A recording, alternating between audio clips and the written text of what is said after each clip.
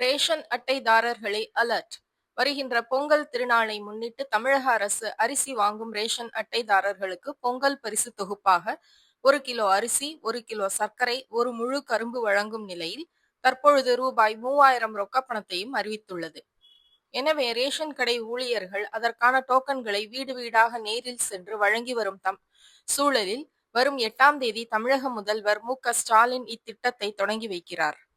இதையடுத்து தமிழகம் முழுவதும் ரேஷன் கடைகளில் பொங்கல் தொகுப்பும் ரொக்கப்பணம் ரூபாய் 3000ம் வழங்கப்படும்.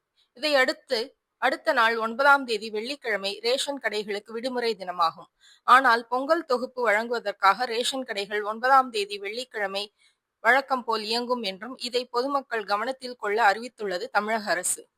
இது போன்ற சமூக விழிப்புணர்வு செய்திகளுக்கு பத்மம் யூடியூப் சேனல் மற்றும் பத்மம் பப்ளிக் சேனலை சப்ஸ்கிரைப் பண்ணுங்க, லைக் பண்ணுங்க, ஷேர் பண்ணுங்க, கமெண்ட் பண்ணுங்க. நன்றி, வணக்கம்.